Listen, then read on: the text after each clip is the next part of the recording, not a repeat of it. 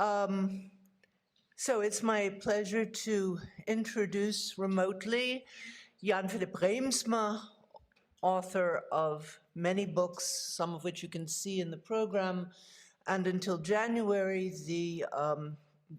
for many years, the chairman of the Board of Trustees of the Einstein Forum.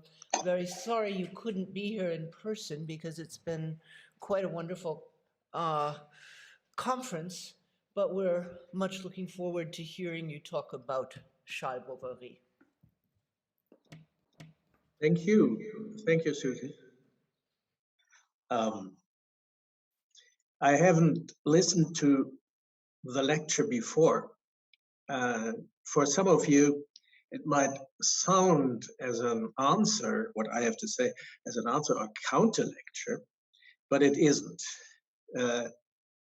My lecture was written some years ago, and from the lecture before, I read just the abstract. But reading the abstract, I thought, oh God, some could think this is a kind of an answer. Especially, it begins with on suicide.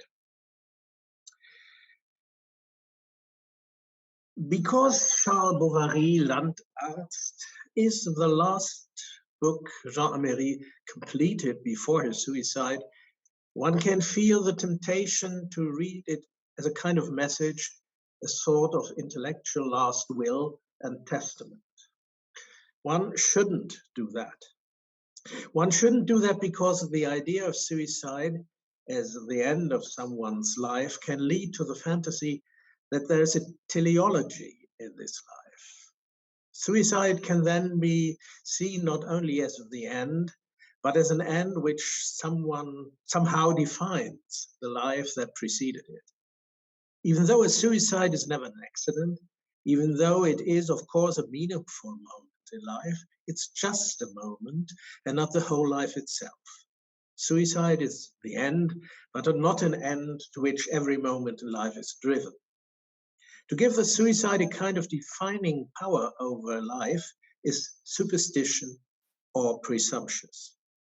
The psychological inclination to feel repulsion turns into its opposite, seeing in the fact of suicide some aesthetic value or philosophical meaning, some kind of a message that explains the whole life.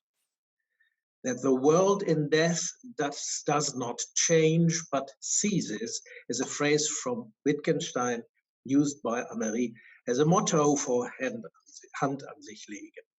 And one must add, suicide is a moment in life, in one respect, one of many moments in life, and no more important or meaningful than some other moments. Of course, we can look at someone's life in the light or the shadow of the end of that life, but we are not obliged to do so. I prefer to look at life, at the ensemble of all its moments, from birth to death, and there is no meaning beyond that. So whatever someone does before he commits suicide is just another part of his life. The suicide has meaning in itself, and we shouldn't reduce it to a prelude, even if we don't say a mere prelude. When it comes to the life of an individual, I'm on Ranke's side, not on Walter Benjamin's. Second chapter, a paradox. When you read a novel, it's good advice to read it as it's good advice not to read it as a kind of a message. If you do so, you mix up genres. A novel is a novel. A leading article is a leading article. Nevertheless, Charles Bovary, Landarzt, which should be read as Jean Améry wished, as a novel and not as a collection of essays with novelistic passages, contains a message, a paradoxical one. Améry writes that the method of his novel is the so-called inner monologue, interspersed with essayistic elements.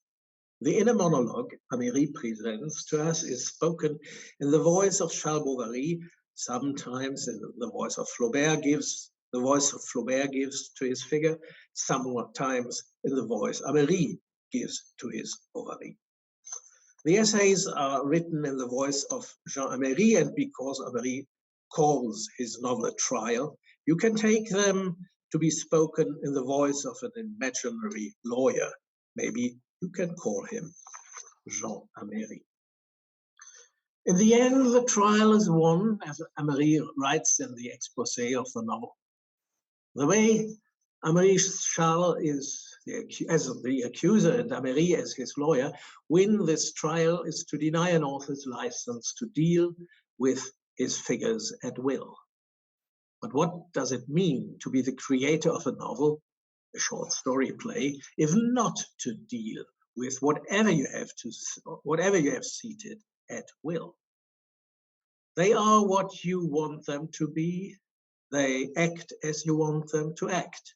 You are God and more. A God can leave his creatures alone, an author can't. A critic might say you wrote a lousy novel. A critic may say the way you make the figures in your novel act is not plausible. This is what Améry says about Flaubert's Bovary. But he wouldn't say that you are not allowed to do so. But in a trial, the question of what is and what is not allowed is on stage. And the outcome of the trial, as Améry puts it, is that the way Flaubert deals with his Monsieur Bovary is not allowed. More precisely, even if Flaubert would have dealt with him in another way, for example, the way Jean Améry did, it wouldn't be allowed. This is a trial against every narrative license. To win a trial like this would be the end of literature. So in the end, the author Jean Améry is himself on trial. The voice of his Monsieur Bovary accuses him no less than it accuses Flaubert, and in the trial, the lawyer of Monsieur Bovary wins. He wins against the author Jean Améry. To stand by his client is an act of self-denial, or you can put it this way, to regain the freedom of his client against his evil creator, Flaubert, he has to neglect the arbitrariness of each and every author, including his own, which created the Charles Bovary, in whose name he takes Flaubert to court, and so on. To regain the freedom of his creation, he commits suicide as an author, as a creator, by demolishing the world of literature. Let there be no misunderstanding here. Charles Bovary Landarzt is not a suicide in effigy. It's just a paradox. Paradoxes are a problem. They are a problem in logic. Expressing your argument as paradoxes might be useful in clarifying things or as a way of irritating your readers. In theology and literature, paradoxes are the kind of thing you might play with if you like. So it might be important to follow Améry's lead and call Charles Bovary Landarzt a novel with essayistic passages and not the other way round. Next chapter, Sta Viator. This doesn't mean that we should abandon the question of what this paradox is all about. There's no obligation to cultivate a quietist attitude towards works of literature and take them as they come. Let us dwell on the idea of paradox for a minute. Very often, the paradox is kind of a violent way of escaping from intellectual deadlock. Or to be more precise, it stands for the moment of colliding and breaking through.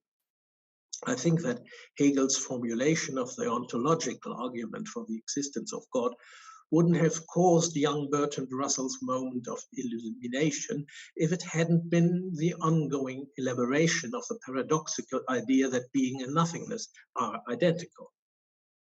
I remember the exact moment when I became a Hegelian, Russell's wrote. I had gone to buy a tin of tobacco and was going with it along Trinity Lane when suddenly I threw it up in the air and exclaimed, "Great God and boots, the ontological argument is sound." This is similar to the method practiced in some varieties of Zen Buddhism of confusing one's students with strange dialogues or even beating them with a bat or reducing the traditional Freudian 50-minute therapeutic session to a second of verbal shock treatment by Jacques Lacan. If you want to apply these thoughts on Charles Bovary, Landarzt, we should ask where the deadlock is. In the first chapter, Lamentation, we hear Charles Bovary's words of mourning. He mourns Emma's death, and this mourning has different facets. One of them we find in Flaubert's novel. Charles wants Emma to be buried in 3 coffins, oak, mahogany, and lead. This means a maximum preservation of the corpse. And he wants her to be buried in her wedding dress. Améry transforms this closeness of death and sexuality into the self-accusation and self-incrimination of the perversion of necrophilia and the fantasy of being publicly accused of this crime. Normally, there are biological and psychological limits to mourning a beloved person. Death annihilates physical attraction, time weakens libidinal bonds. Charles Bovary doesn't give in. He plays with the idea of necrophilia. He rejects the idea of mourning in a moderate way, in a way of life accepts society, in a way that life accepts, society accepts, that Homer would accept, guided by Abbé Bournisien. Be patient, this wound is still bleeding. Bovary is locked into his inability to mourn. And he is locked into his obsessive preoccupation with self-accusations. Why was I to blame? What did I know about you? What did you know about me? Why couldn't I be the lover you needed? Why didn't I dare to be? The inscription on Emma's gravestone, which Homer invents, symbolizes the deadlock. Sta viator, stop traveler, amabilem conjugam calcas, don't trade upon a lovable wife. Stay, don't move. To try to revolt against the creator is a way of being locked in. This revolt is a refusal to transcend. To revolt this way is to accept one's fate, la fatalité. Next subchapter, L'idiot de Yonville. La fatalité, Charles said it more than once. The fate of Emma's suicide, the fate of her life with no other way out. The fate of Charles Bovary, who was, to borrow the words from Shakespeare's Gloucester, determined to prove himself a ridiculous person. He wasn't ridiculous because he chose to be ridiculous, of course, and Charles Améry accuses Flaubert that he invented him so that he had no choice. What Monsieur Bovary was, ridiculous, dull, passive, unattractive, to say the least, and nothing more? The answer could be yes, but only in respect to what Flaubert shows us.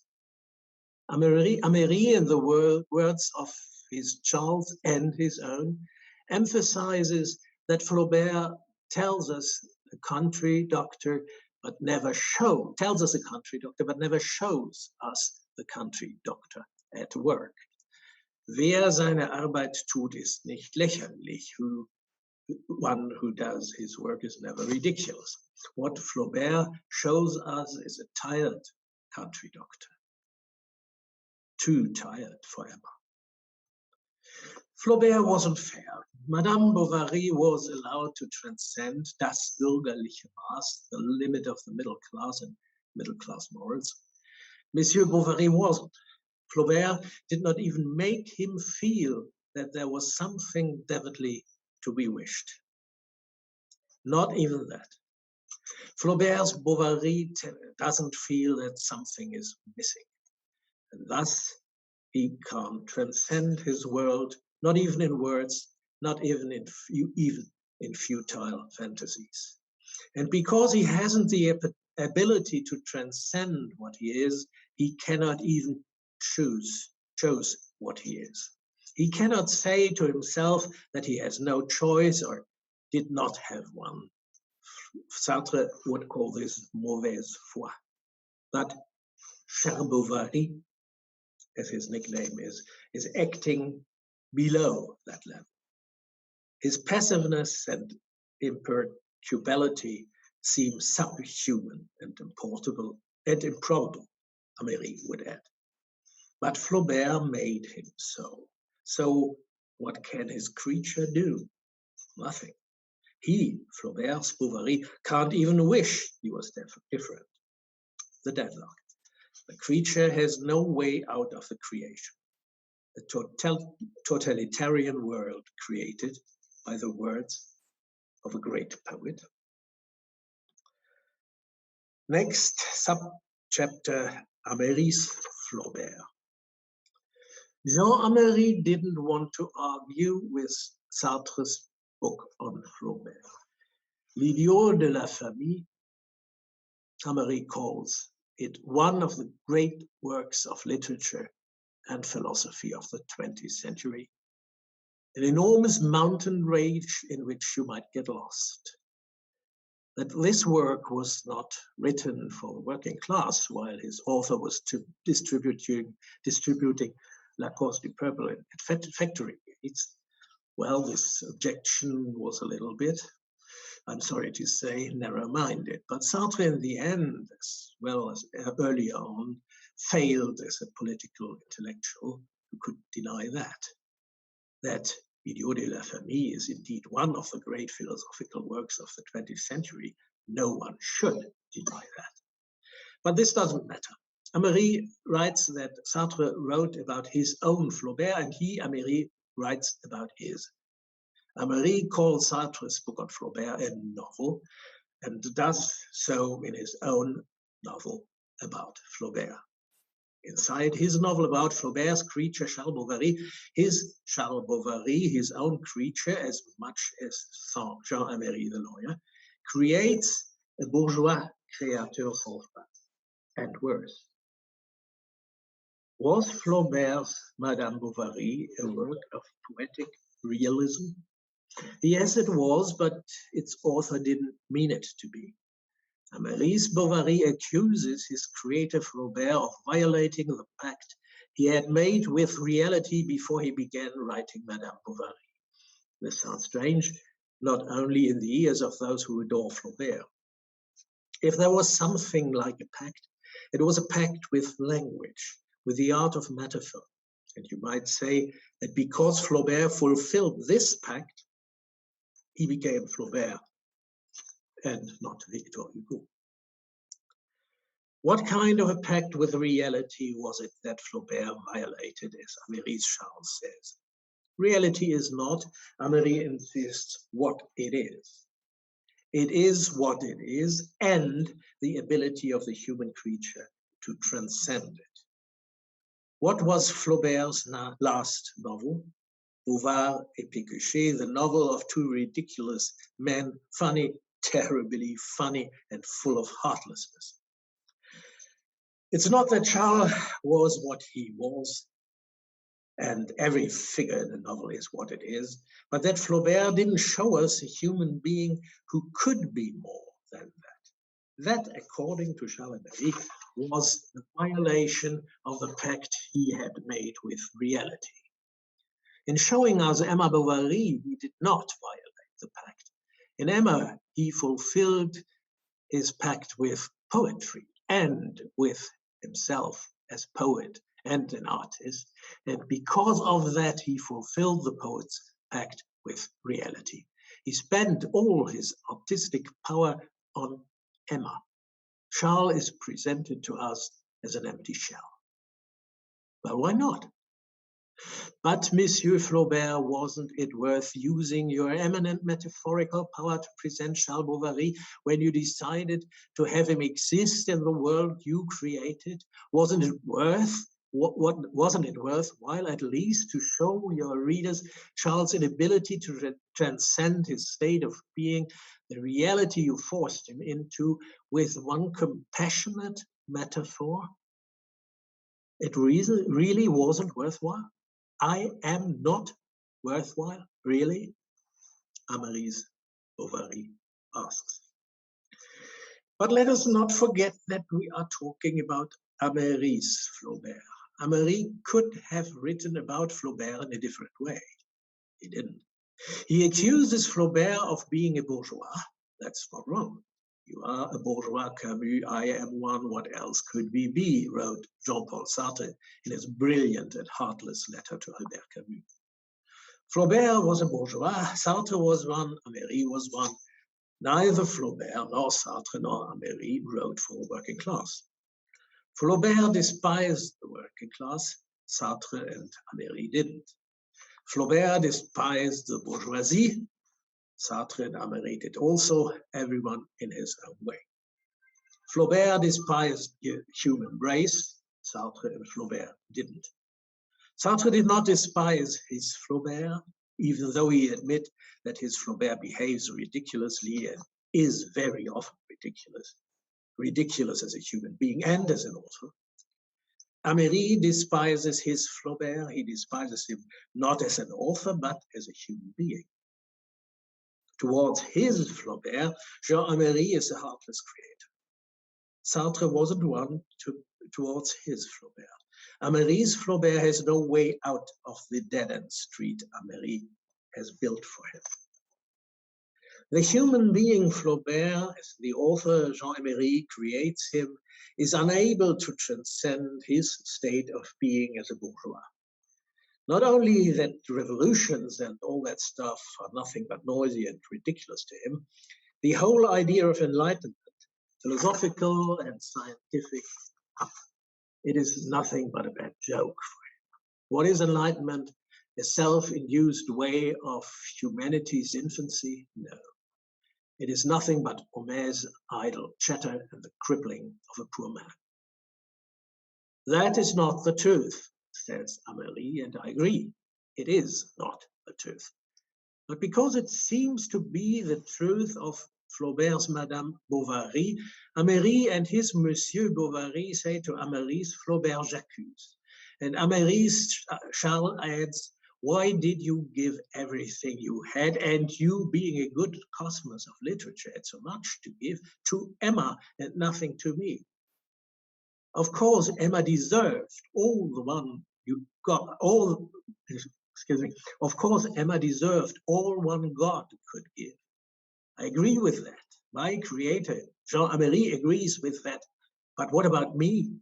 Why did you create me as someone who could give Emma all I possibly could have given to her? Why didn't you create me as such person?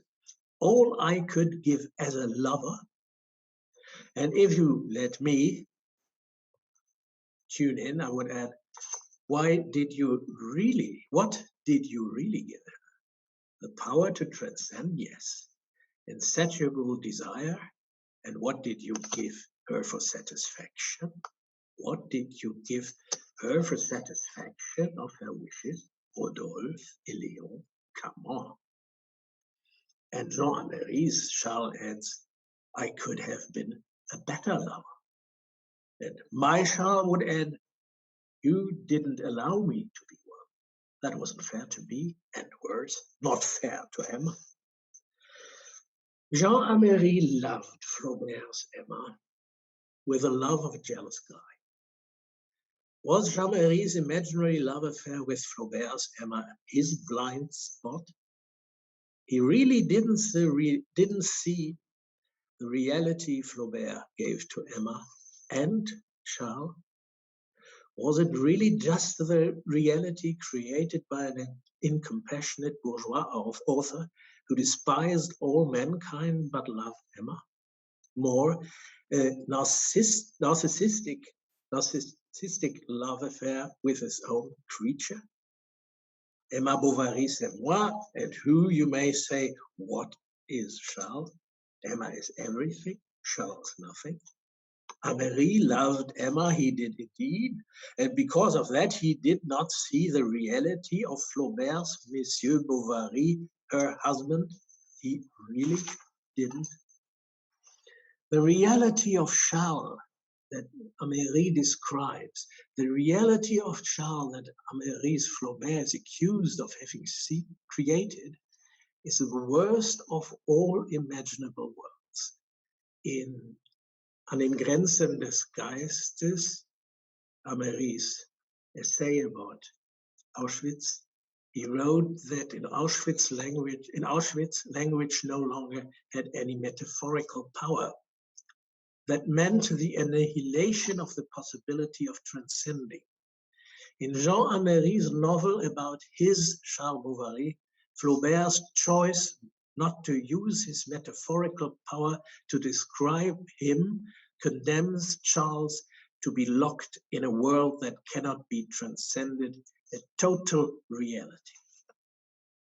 But is that true? Something like that might be real true in reality, but in literature, not for moral reasons, but because of the inner reality of metaphor. Subchapter, Le Bourgeois Amoureux. Améry wants to give Charles something of the human reality withheld by Flaubert, the reality of love. Am I allowed to say of Jean Améry's love for Emma Bovary? To love, you have to have the power to transcend reality, and in loving, you transcend. All this may sound a little bit strange to you, like a kind of mystification, but Charles Bovary Landarzt is a strange novel. It's full of paradoxical thoughts. It's a kind of a mask. Whose Bovary is speaking? Is Flaubert or just a fiction of Améry rivaling Sartre's Flaubert?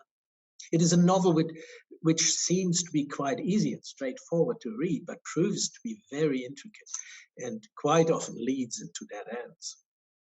Charles Bovary Landarzt is not only an intellectual design novel, it's a bundle or sometimes a helter-skelter collection of emotions that you have to get in contact with to understand. Charles Bovary reads the letters Emma has received from their lovers and kept.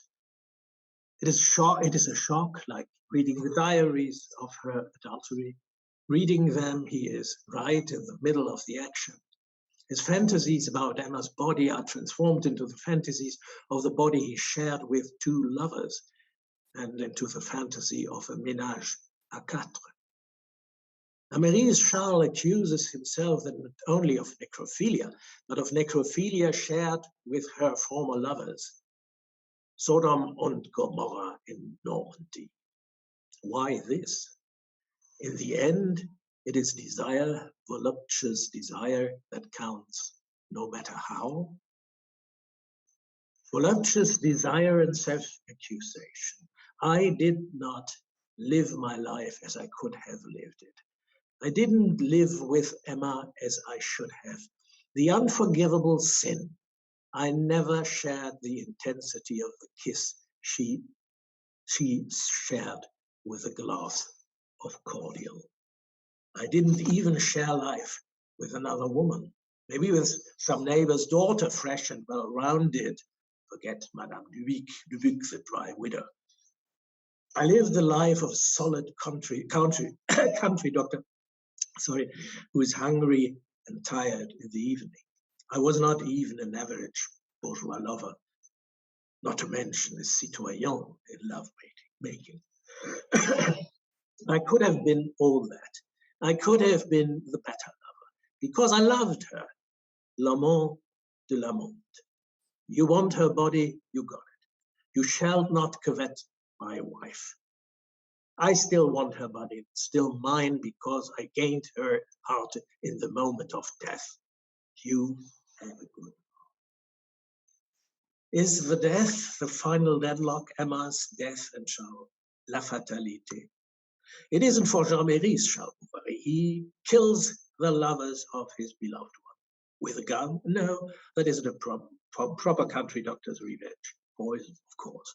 The homeopathy of violence. The spear of Achilles, which heals the wound? No, it doesn't. There's still place for a gruesome fantasy, intercourse with 3 poisoned corpses. I'm sorry, but these are the fantasies of the wounded Monsieur Bovary, as his creator Jean Améry invents him and presents him to us. This strange fantasy is the deadlock Améry invents for his creature. The way of humankind, he lets him say, is from désir to plaisir. Désir, that's not only the human condition, it's the condition of every living being. The human way, the way of culture, is from désir to plaisir. Charles wasn't allowed to go this way. The bourgeois Charles wasn't. And let me add, Améry's adored Maximilien Robespierre didn't let him. Plaisir, the dream of the Ancien Regime. Is it necrophilia? A deadlock anyhow. You can't go back. They are in your way, the coffin and the guillotine. But is it really that spooky idea of an orgy in the underworld? Or is it a ménage à trois? Emma, Gustave, and Jean? Well, there is much jealousy and much ado in the works of literature, but between the works of literature, there's none. Monsieur Bovary. In Flaubert's Madame Bovary, Charles' death seems to be something that only happens. He just falls off his chair. Rejecting this kind of death from a broken heart, where no physical cause could be found, Améry's Bovary finds offensive. Was it a suicide? Was it a suicide then? Was it a way out of the dead-end street, through the wall into freedom? I don't read the novel this way. Améry's Charles Bovary is not a revolt against Flaubert's Emma Bovary. His Charles J'accuse is not the last word of his Charles. After the storm, there's quietness. Charles didn't kill Emma's lovers, he let them go, and Améry lets Flaubert go.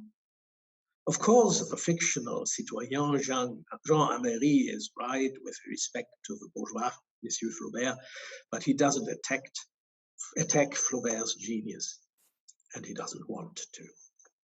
Monsieur Bovary wasn't ridiculous, and Charles Bovary wasn't either. Of course, someone doing his work isn't ridiculous, but neither was he before he reached a working age. Sartre calls it a Marxist misunderstanding that people become human beings when they earn the first money and are tabula rasa before that. Madame Bovary, c'est moi, was this quotation just a misunderstanding? When Thomas Mann visited Lübeck, he was often asked which figure in his novel represented which individual in reality. His answer to that question was that in the end, he himself represented every figure in the Buddenbrooks and could have said, Lübeck, c'est moi. We know that the first scene of Flaubert's novel, the Charles Bovary, makes a fool of himself while entering the new classroom and afterwards has to write down the words, ridiculous, sum ridiculus eram, is a portrait of Gustave Flaubert himself. And the horror of the college is still in Flaubert's mind when he writes the first sentences of Emma Bovary. The scene is split into the one who has to be this, Charles Bovary, and the fictional classmate named Gustave Flaubert, through whose eyes and memory this is presented to the reader, and then to the author Gustave Flaubert, who writes it all down, including the ridiculous eram in the past tense, as the teacher demands. Emma Bovary is kind of a double portrait of his author's emotions towards the world. Sartre emphasizes that Flaubert's character was thrown helter-skelter between passiveness and exaltation. The absence of more metaphorical energy in describing Charles Bovary is in itself the absence from the world, just as the metaphorical energy in the portrait of Emma is her and his author's insatiable desire. The famous quotation should be read as Madame Bovary in quotation marks, c'est moi, meaning the whole novel, namely Emma and Charles. And the title of the novel could have been Monsieur Bovary as well. Don't tell me that Jean Améry didn't read Emma Bovary this way. His Charles Bovary walks hand in hand with Flaubert's Emma Bovary. No jealousy between books. The paradox of a literary figure who is protesting, that is what it only can be, isn't a paradox in literature, it's literature. Charles Bovary's trial has been won long ago. You have a good heart, is what he hears from the mouth of the beloved dying woman, and he dies in the face of a world which just shows to us, I quote from Sartre's book on Flaubert, its blank vanity compared with the immeasurable dreaming foolishness of Charles Bovary, of this child who was honored when he was a man with the unique glory of dying of love. Charles died of love. Jean Améry sacrifices the whole world of literature to love. Two really mad affairs, you may say. But in the end, there are two novels about love and what love can be, strange, dangerous, and devoutly to be wished. What reality can't give us, or we really can't give to ourselves in reality, literature can. You cannot destroy literature and a work of literature. The paradox is a breakthrough. The continua viator on Charles' grave is not the transformation of Emma's lesma. It's not a gesture of turning away, not the helpless stop in the dead-end street. A breakthrough, sta viator et continua viam. Don't step on the grave, but don't stop there. Continua viam, the path is open. Open to the rendezvous at Oudenarde, the next book of Jean Améry, unwritten. There it is true what Jean Améry says, Hans Castorp is more real than some uncle of mine. On the way to the fictional Oudenarde, we know from his notes, the protagonist, Van der Leyden, betrays his dead wife. She has a date with him in Oudenarde with a fascinating woman. Call me Emma, she says. A love affair, wild and lugubre. And he meets the loving couple, Effie and Bertha, two dead adulterers again. Well, I've been reading Effie once more lately. Could have been happy with her, says Samuel Beckett Scrap on his last tape. Thank you. Very much. And I think particularly bringing out something that after we had this very devastating critique of Charles Bovary from Peter Jung, something that reminds me of why I actually prefer Charles Bovary to Madame Bovary. It is about love. And the love, I think, doesn't come across not only, Charles' love for her in Flaubert's book, but her love for anything. I mean, we talked a little bit about those of us who find her such an unattractive character that we have a hard time reading Madame Bovary. But you're absolutely right. Jean Améry is in love with her. And he makes us feel why someone, whether it's Rodolphe or Léon or Charles, could fall passionately in love with her. Then Daniel Kehlmann was trying to convince us that,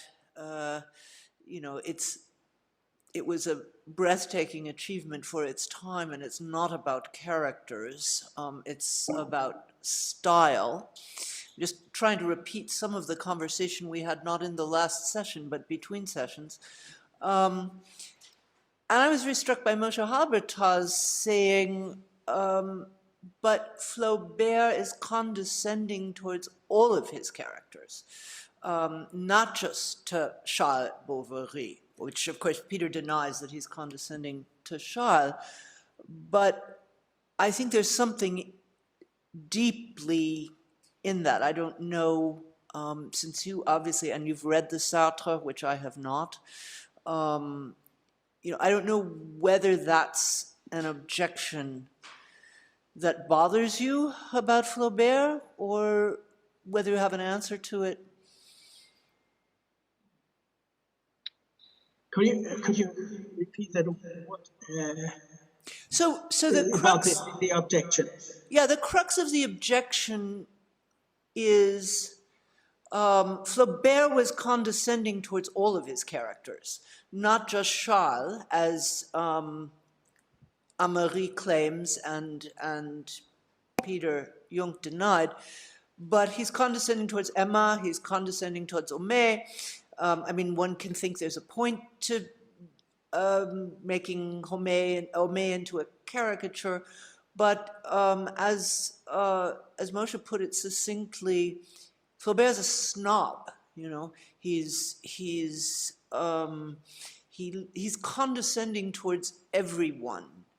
At which point Daniel pointed out, but it's not about the characters, it's about style, and that's what we should be paying attention to. So I wonder if you have a thought about that.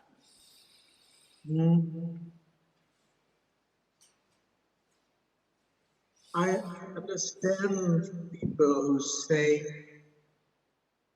to love a novel, I have to love more or less, not every person in this novel, but main person in this novel.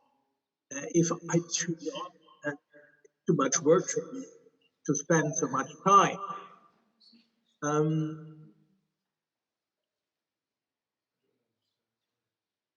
Indeed, we're just fiddling right now with the technology. Yeah, I hear my echo is a little bit irritating. That sounds a little better. Gur? Okay, maybe a little bit louder too.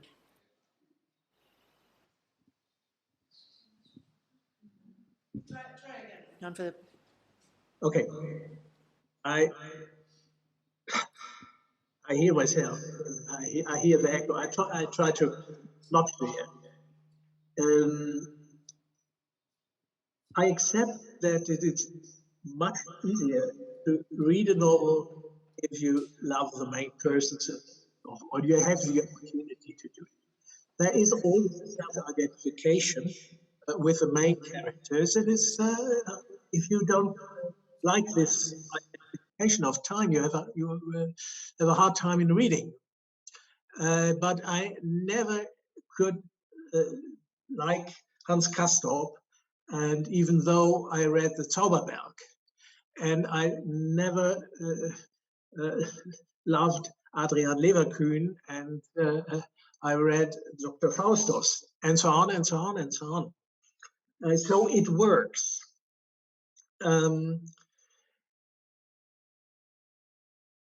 That Jean Améry loved Emma Bovary, and he really loved her more than just identification with the main character. It's interesting, and if you read Charles Bovary, you on the page number whatever, you say, come on, you're really in love? You're really in love with a person of fiction? And you, do I read it correctly that these are not the projected fantasy of Charles Bovary, but your own fantasies? Then you have sex with her in a grave? And I have to admit, yes, that's what Jean Améry tells me. Whatever. Um, um, I don't know why, but what I don't know why Flaubert writes Charles Bovary, and I don't know why Thomas Mann writes a Zauberberg. That's it. What it happens. It happens, and if it's good literature, I read it and I enjoy it. And I enjoyed Charles Bovary, Landarzt, because it's so strange. Because it's so strange. And when I would read it again sometime, I will find out more about what the author might have made tick and how the way he constructed this novel. I don't think that this novel is, as I read in the abstract of the lecture you have heard before, that this novel is flawful. I think that flawful isn't a word that you can use when you talk about literature. You can say it's disgusting. You can say I don't understand or I don't accept the construction of the novel, and so on and so on. But flawful, okay, we all know to write abstracts, it's a hard business, and I hate it to do it. So maybe I often used words which are not appropriate. But flawful, whatever you mean with flawful, Charles Bovary, Landarzt isn't a flawful novel. It's an interesting novel, and it's a very complicated novel, and it's a novel worthwhile talking about. Entirely agree with you. I think it's too strange to be called flawed in an ordinary way. But without asking Peter to repeat his whole talk, I wonder if you'd like to respond. I mean, the other point that you made at the very beginning, and I like the idea that when we read someone's life, through the prism of their suicide, we're reading it with a teleology that may be wrong, and that Améry specifically argued against in Hand an sich legen. But Peter, would you like to respond? Not necessarily. I think Wait. You wait for the mic, please. not really. I'm of the maybe it's an arrogant answer that I'm giving, but I think I made my point, and I don't want to add to it. I think all my arguments were there. I'm sorry that Mr. Reemtsma didn't hear it, because then he would perhaps speak differently. But this is my position, and I don't want to add anything. Yes, back there. Mr. Reemtsma, you said, quote, he cannot transcend what he is, so he cannot choose what he is. Could you explain a bit more to me? What does it mean, the ability to transcend? Maybe can you explain a bit more to me? What does it mean? The idea Jean Améry takes from the work of Jean-Paul Sartre, but maybe doesn't need to take this idea from someone else. The idea is that every person is not just what he or she is, but also what he or she could be. And in a normal life, what someone could be is not permanently in his or her mind, but in his or her wishes, fantasies, dreams. There's always a second reality or parts of second reality which isn't identical with the life you live. And to transcend your life means to think about your possibilities. And Charles Bovary, as Gustave Flaubert creates him, so Jean Améry says, is someone who doesn't even feel that he can't be more than he is. And Jean Améry says this is wrong to every person, every living human being, and in retrospect to every human being who has lived.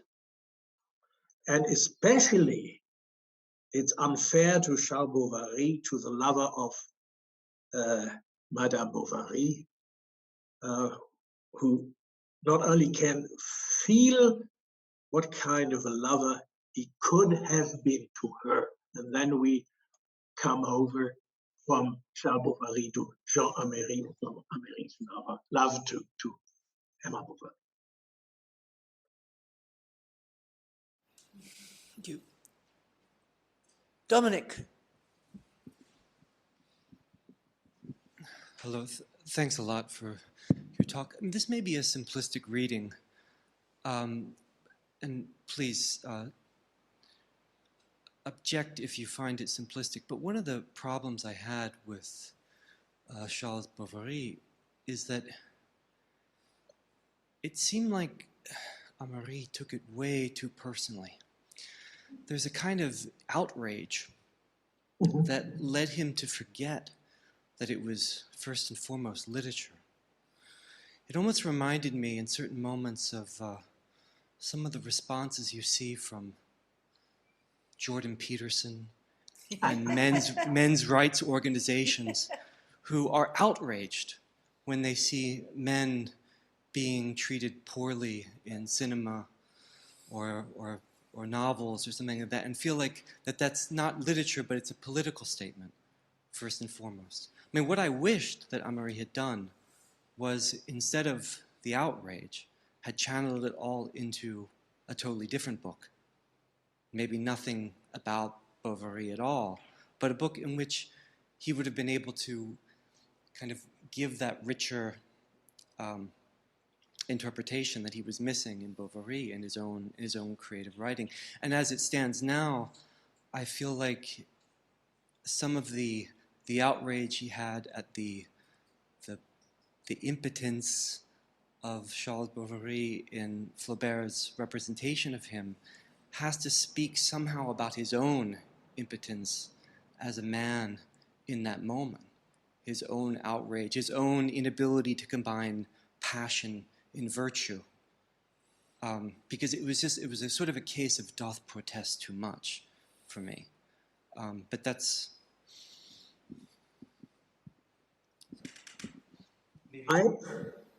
I fully agree, but it's a novel. If Jean Améry would have written an essay, would have been right, and what Jordan Peterson says to politically correct objections against some films and so on, would be right. But it isn't. But it isn't an essay. It is a novel. And the essay passages in this novel are part of the novel, not the other way around. And that means that all the fury of Jean Améry is somehow, should I say hedged, or should I say transformed into the power of a novel which creates paradoxes out of this, which would have been an essayistic mistake. That's why I so often speak about paradox. And I speak about that literature can't criticize literature as being literature. It's just in a dialogue. It's just adding one novel to the other. And we can't, if Jean Améry isn't allowed to criticize Flaubert's Emma Bovary with this dull and petit bourgeois arguments, then we are not allowed to do this with his novel, because it's a novel, not because it's Améry or something like that. We have to take it as it is.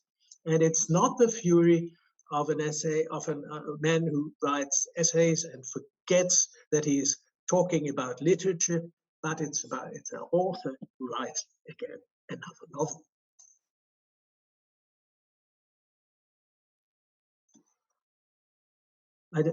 Ich höre nichts. I'm somewhat in the middle between the two of you, because I do agree that it's a novel, and should be read as such with essayistic interventions. But I also agree with Dominic, although the idea of a comparison with Jordan Peterson is extremely problematic, but it is a political novel. That, for me, doesn't spoil a novel. I mean, there are many novels that have sort of clear political axes to grind or points to make, and if they're good literature, I don't think they're, I don't think having a clear political impetus undermines the literary quality of a book. But this is a very political novel, right? Well, I don't think so.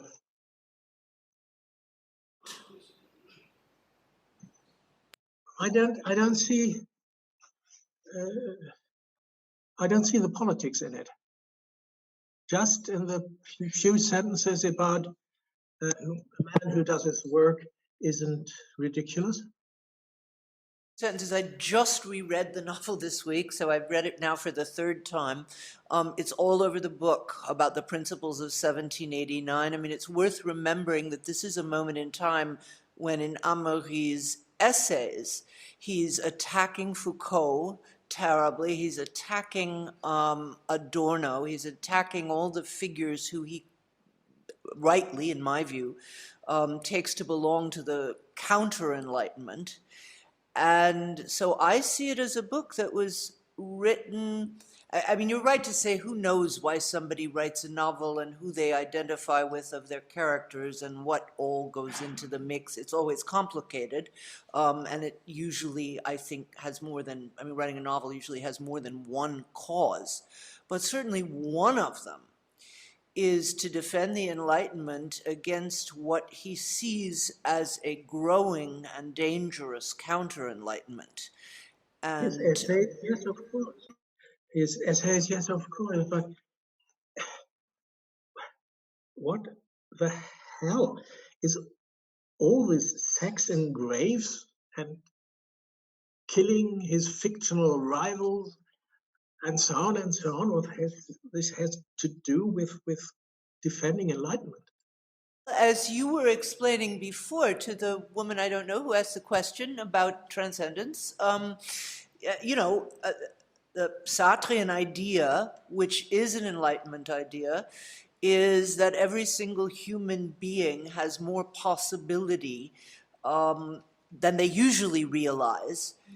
But that's a revolutionary claim. I mean, it certainly was revolutionary in the 18th century. And it's tied to the ideas of enlightenment, that everyone has, ought to be granted more possibility. In the case of Charles Bovary, should have been granted the dignity of a grand passion.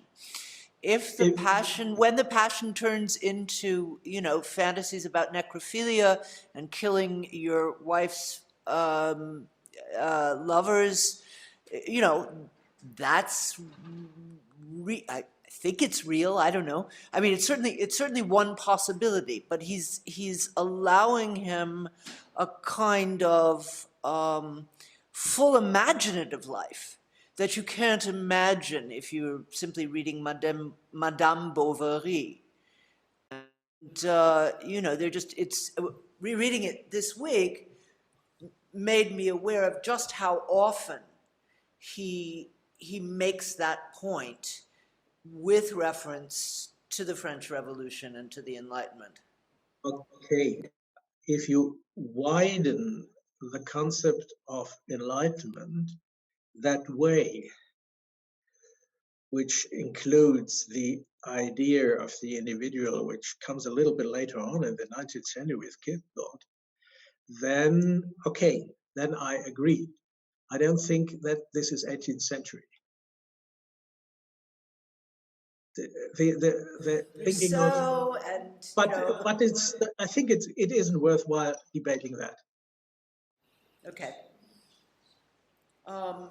But I would argue that whatever you get in the 19th century along the lines of, we had a very interesting talk yesterday by Moshe Halbertol on the importance for Améry of the Enlightenment concept of the human and the way in which a concept of the human is itself an achievement in a world that used to see itself as a collection of tribes and us and them, so that even to get a concept of the human is an Enlightenment achievement. You can talk about its being implicit earlier and, you know, other traditions.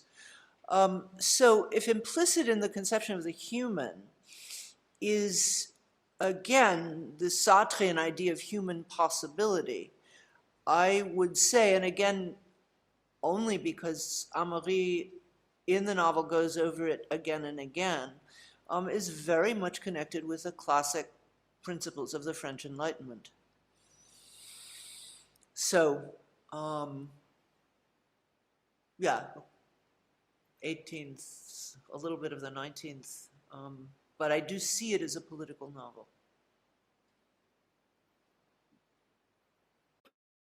Okay, we're not going to solve this now.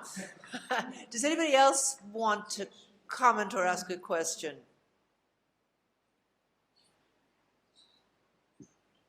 I would like to read my predecessor's talk, if possible. He said that maybe that he could have had convinced me that I was wrong, and this is always interesting.